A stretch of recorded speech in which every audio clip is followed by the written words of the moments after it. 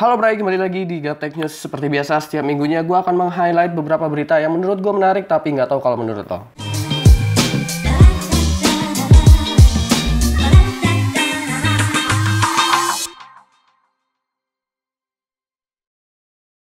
Cari voucher game online yang pembayarannya gampang alias praktis lewat Undipin aja. Payment gateway terbesar dan terfavorit di Indonesia. Metode pembayarannya sangat banyak dan bahkan bisa dibeli di Indomaret manapun. Cek di www.undipin.co.id untuk info lebih lanjut. Belakangan ini kita dihebohkan dengan tipe ransomware terbaru yang dibuat oleh grup hacker bernama The Shadow Brokers. Sebenarnya ransomware udah ada dari lama banget. Simpelnya ransomware adalah jenis malware yang akan mengunci sistem komputer kalian. Dan kalian harus membayarnya via Bitcoin kalau ingin dibuka lagi.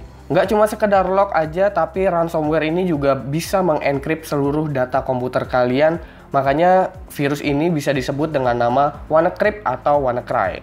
Tipe terbaru yang muncul saat ini adalah WannaCrypto 2.0 yang dimulai dengan menyerang organisasi atau institusi besar seperti National Health Service dan beberapa perusahaan besar seperti Telefonica. Meskipun sampai sekarang yang terlihat serangan tersebut rata-rata terkena di operating system Windows XP, 7 dan 8, Microsoft sigap menyiapkan update mengenai info ini untuk Windows 10.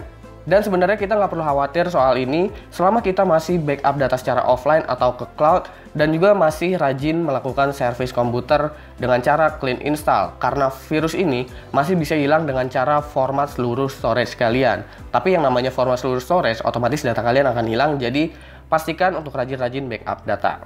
Selanjutnya ada kabar lanjutan dari Intel platform HEDT yaitu Skylake X. Ditemui di forumnya AnandTech bahwa ada seseorang membocorkan line up dari si Skylake X tersebut. Di sana diperlihatkan ada 4 line up tersedia untuk Skylake X dan tipe tersebut ternyata bukan i7 melainkan Core i9.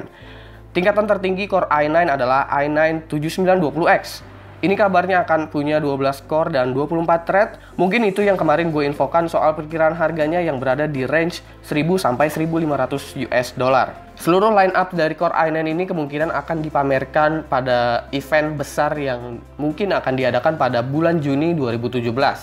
Dan kemungkinan itu adalah event dari E3 2017, yaitu event game dan juga event elektronik.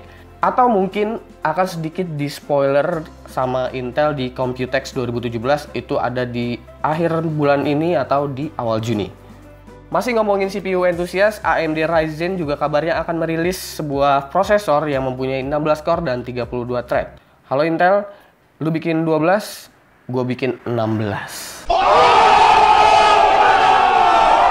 CPU Ryzen dengan soket AM4 diberikan kode name Summit Ridge, sementara untuk seri AMD yang baru ini dikasih nama Whitehaven atau Threadripper. Dimana untuk kali ini AMD akan menggunakan 4096 pin pada prosesornya dan menggunakan soket LGA S3.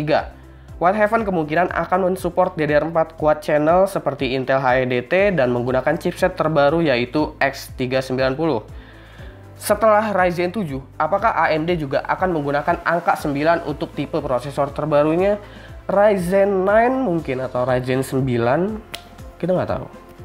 Berita selanjutnya itu ada dari Nvidia. Di GCT 2017, Jensen Huang, CEO dari Nvidia, akhirnya telah memamerkan GPU terbaru dengan arsitektur terbaru tentunya, yaitu Nvidia Volta. Volta dikabarkan akan memberikan 40% performance per watt dari Pascal. Hal tersebut dikatakan karena kombinasi yang sempurna antara Nvidia dengan teknologi 12 nanometer FinFET pada GPU Volta. Di sana Nvidia baru ngasih lihat Volta V100 yaitu GPU workstation yang tentunya dengan arsitektur terbaru Volta. Volta ini juga menggunakan konsep mixed precision yang mereka sebut Tensor Core, di mana dengan Tensor Core ini Volta mampu mengeksekusi 4x4 array secara bersamaan.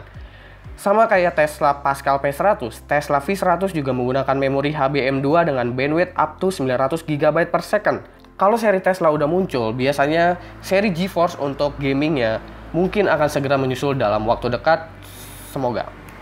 Dan di sini juga gue mau kasih info update soal setup show off yang udah lama banget ngerem.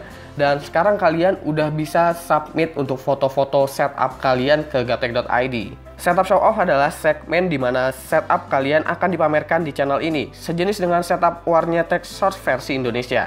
Ya, beberapa bilang niru, yes, ini niru TechSource, tapi ini karena permintaan dari para subscribernya Gaptek juga, makanya gue mengadakan yang namanya setup show off ini. So, cara ikutannya adalah kalian harus kirim minimal 5 foto setup kalian dengan angle yang berbeda-beda, dan juga fotonya harus high resolution dengan subjek setup show off dalam kurung kategori PC kalian atau kategori setup kalian.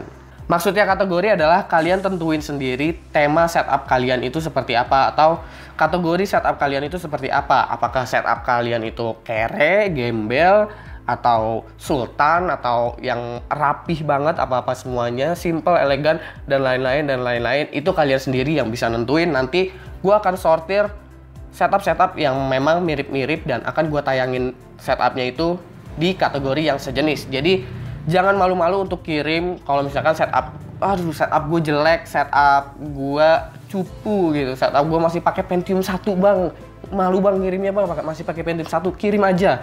Mau setup lu retro, cupu, high end, keren. Karena high end juga belum tentu rapi, karena high end juga belum tentu buluk setupnya. Kirimin aja foto-foto setup kalian, karena ini bukan ajang pamer head-on setup ya. Nah, semua file tersebut kalian kirimin ke via email ke gaptek.id@gmail.com. Oke, jangan lupa sertain nama kalian juga di dalam emailnya biar kalian bisa di-mention ini setupnya punya siapa. Kalau nggak ada namanya, gue nggak akan mention, dan ya nanti nggak di-mention. Oke, segitu aja dulu Gaptek News untuk kali ini. Jangan lupa like, share, dan subscribe jika video ini bermanfaat buat kalian semua. Follow sosial media gue, itu ada di description. Gue Subki, dan seperti biasa, sampai jumpa di lain kesempatan.